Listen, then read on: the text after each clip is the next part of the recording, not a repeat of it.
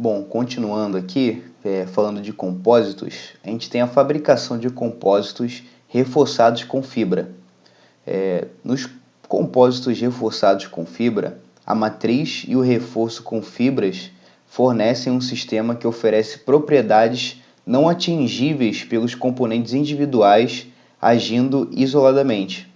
O reforço de fibra produz um aumento significativo na resistência e rigidez, enquanto a matriz funciona como um aglutinante, transfere as tensões e fornece proteção contra abrasão e efeitos ambientais.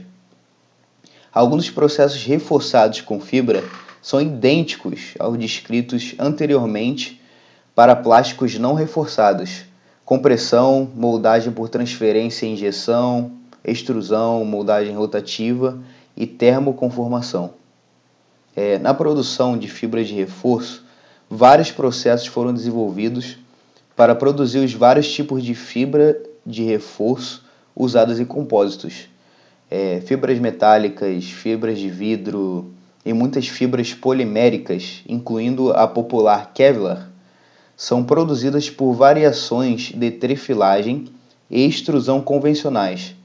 Boro, carbono e cerâmica.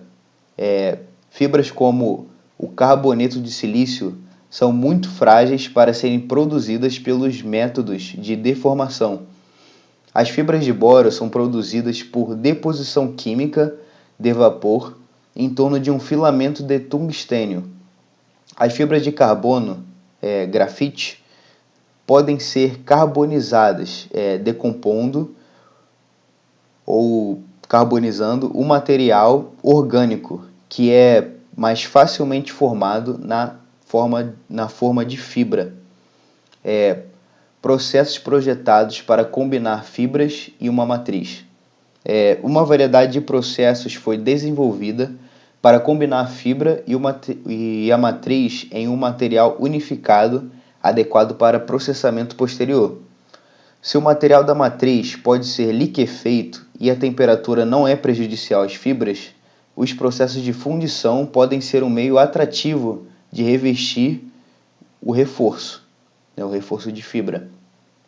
O vazamento de concreto ao redor de uma barra de reforço de aço é um exemplo bruto desse método.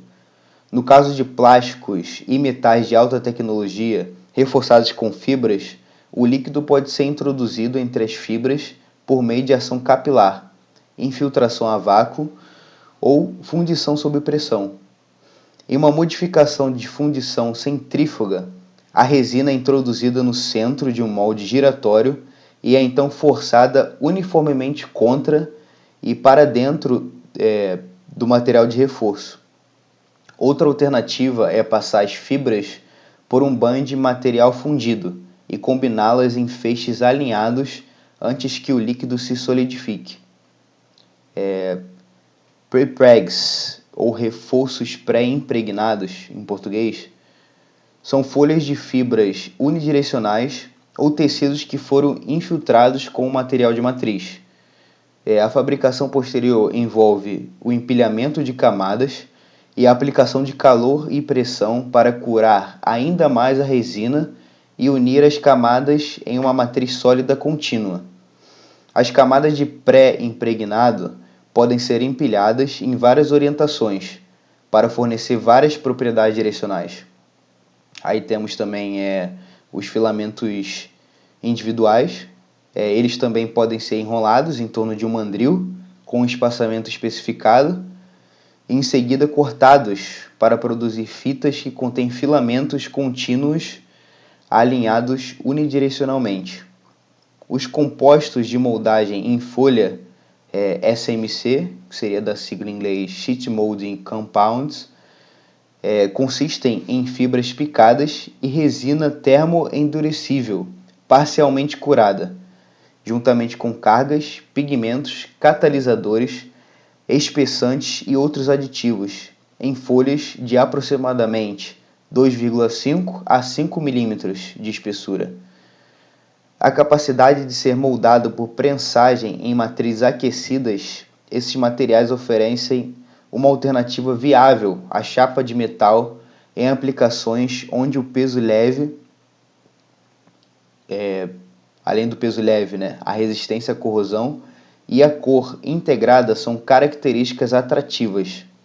E como benefício adicional, os compostos para moldagem de folhas podem ser facilmente reciclados.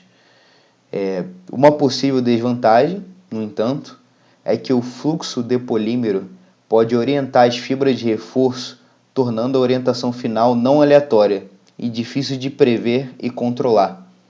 E por último, mas não menos importante, compostos de moldagem a granel, que é o BMC, Bulk Molding Compounds, que são materiais de moldagem reforçados com fibras termofixos, onde as fibras curtas, de 6 a 12 milímetros, são distribuídas em orientação aleatória.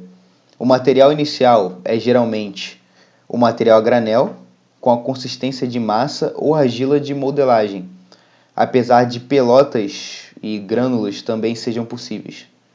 Deixando isso claro. A forma final, geralmente, é produzida por moldagem por compressão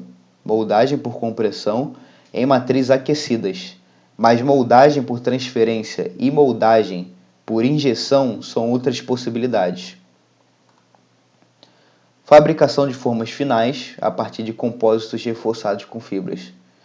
Muitos são simplesmente extensões ou adaptações de processos usados para moldar o material da matriz, geralmente metais ou polímeros. Outros são exclusivos da família dos compósitos reforçados com fibras. As técnicas dominantes serão discutidas individualmente a seguir.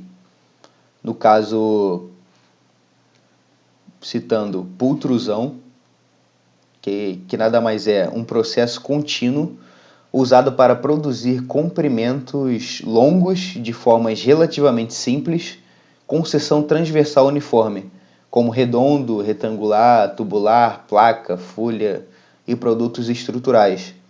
Esse material é então puxado por uma ou mais matrizes aquecidas, o que molda ainda mais o produto e cura a resina.